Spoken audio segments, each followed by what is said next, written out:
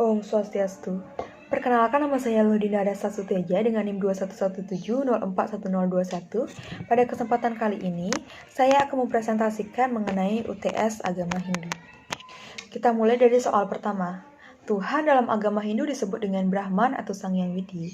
Selain itu, pada dasarnya ketuhanan dalam agama Hindu percaya pada Tuhan Yang Maha Esa.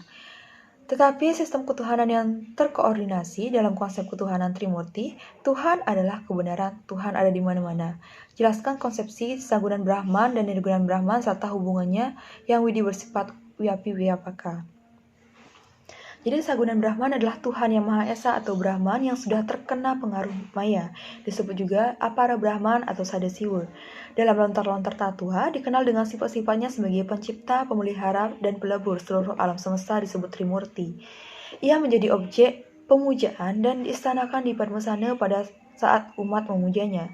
Sedangkan Nirgunan Brahma adalah Tuhan Yang Maha Esa atau Brahman yang bebas dari guna atau segala bentuk aktivitas juga disebut Brahman, yaitu Brahman yang tertinggi, tidak terlukiskan, maksudnya Tuhan yang transenden, tidak dapat dibayangkan karena tidak terjangkau oleh pikiran manusia. Sang Hyang Widi dikatakan bersifat Vyapaka, artinya meresap di segala tempat dan ada di mana-mana, serta dilanjutkan dengan Nirwakara yang artinya tidak berubah dan kekal abadi. Kemudian soal nomor 2, dalam konsep Trikaya Parisuddha berpikir, berkata, dan berbuat yang benar. Bila ada pernyataan berikut, jangan pernah bersandar pada ketidakbenaran dalam keadaan apapun. Jika mengikuti jalan ketidakbenaran, kita tidak akan dapat mengembangkan kasih. Maka dari itu, kembangkanlah kasih sepanjang waktu. Berilah contoh dalam kehidupan sehari-hari bagaimana mengembangkan kasih dengan mengikuti kebenaran, dan itu menurut konsepsi Trikaya Parisuddha itu. Nah, jadi mengembangkan kasih menurut Trikaya Parisuddha dalam kehidupan sehari-hari, contohnya dengan memberikan sedekah berupa makanan atau pakaian kepada para pengemis yang membutuhkan bantuan. Nah, contoh lainnya adalah dengan memberikan dukungan dan motivasi baik kepada teman yang mengalami depresi atau tengah dalam keadaan yang kurang baik. Nomor 3, dengan mengucapkan mantra yang benar dan berulang-ulang akan membawa ketenangan pikiran. Jelaskan mengapa hal itu terjadi. Hal tersebut dapat terjadi karena dengan mengucapkan mantra yang benar dan berulang-ulang, maka pikiran kita akan terfokus pada mantra tersebut. Hal ini akan membuat kita lebih rileks dan membawa ketenangan pikiran kita. Kemudian nomor 4, berikan contoh pengalaman hidup yang pernah kamu alami yang ada hubungannya dengan renungan berikut. Apapun perbuatan yang kau lakukan, engkau akan menuai hasil yang sepadan. Maka dari itu, engkau harus mengembangkan moralitas dan meresapkan nilai-nilai kemanusiaan. Ketika makanan menjadi basi, tidak ada gunanya menyimpan makanan tersebut, karena ia akan menjadi semakin basi. Engkau mungkin saja bisa menyembunyikan dosa-dosamu dari masyarakat, namun engkau tidak akan dapat menyembunyikan apapun dari Tuhan. Nah, jawaban dari saya, pengalaman hidup yang pernah saya alami adalah ketika akan ada tes di sekolah, saya tidak berusaha untuk belajar dan tetap santai, yang berujung saya tidak bisa menjawab tes tersebut dan mendapatkan nilai yang rendah.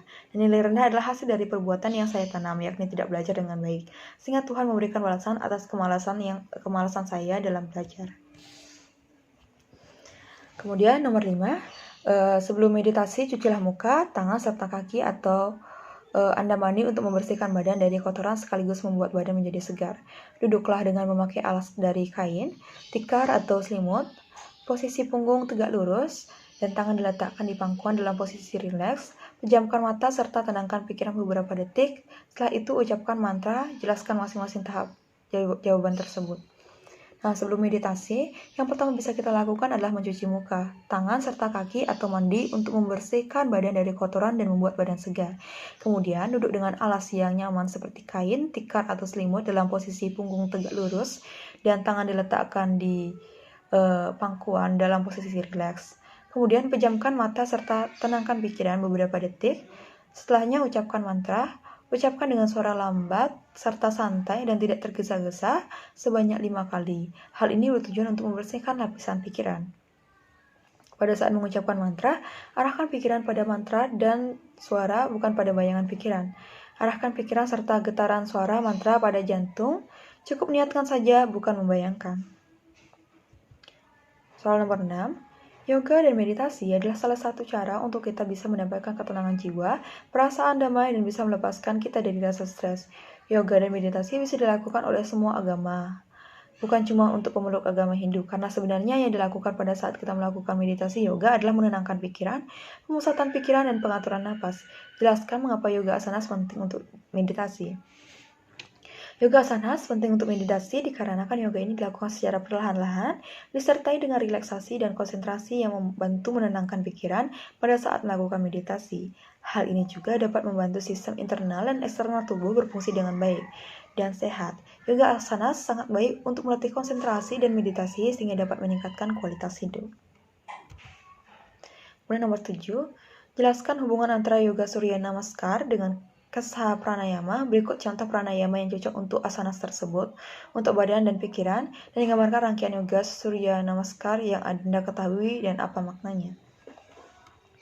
Hubungan antara yoga asanas namaskar dengan kasa pranayama yakni sama-sama latihan melakukan meditasi. Total pose dari surya namaskar adalah 12 pose yang diawali dengan para pramasana dan diakhiri dengan pramasana juga. Kemudian nomor 8, berilah contoh dalam kehidupan sehari-hari bagaimana mengembangkan kasih dengan mengikuti kebenaran. Contohnya, yang pertama dengan mengikuti kata hati yang baik untuk membantu orang-orang yang mengalami kesulitan. Kemudian yang kedua, membantu orang tua dalam kehidupan sehari-hari dan selalu berada di jalan kebenaran. Soal nomor 9, berikan contoh pengalaman hidup yang pernah kamu alami yang ada hubungannya dengan renungan berikut. Apapun perbuatan yang kau lakukan, engkau akan menuai hasil yang sepadan. Maka dari itu, engkau harus mengembangkan moralitas dan meresapkan nilai-nilai kemanusiaan. Ketika makanan menjadi basi, tidak ada gunanya menyimpan makanan tersebut, karena ia akan menjadi semakin basi. Engkau mungkin saja bisa menyembunyikan dosa-dosamu dari masyarakat, namun engkau tidak akan dapat menyembunyikan apapun dari Tuhan. Jawaban saya, contohnya adalah ketika saya tidak belajar dengan baik, saya akan saat mengikuti ujian sehingga saya mendapatkan nilai yang rendah. Kemudian nomor 10, yoga dan meditasi adalah salah satu cara untuk kita bisa mendapatkan ketenangan jiwa, perasaan damai, dan bisa melepaskan kita dari rasa stres. Yoga dan meditasi bisa dilakukan oleh semua agama, bukan cuma untuk pemeluk agama Hindu.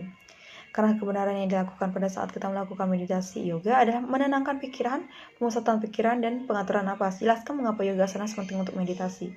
Nah, yoga asanas penting untuk meditasi karena dilakukan secara perlahan-lahan disertai dengan relaksasi dan baik untuk melatih konsentrasi sehingga dapat meningkatkan kualitas hidup. Baik, sekian presentasi yang bisa saya sampaikan. Saya ucapkan terima kasih. Om Santi Santi Santi Om.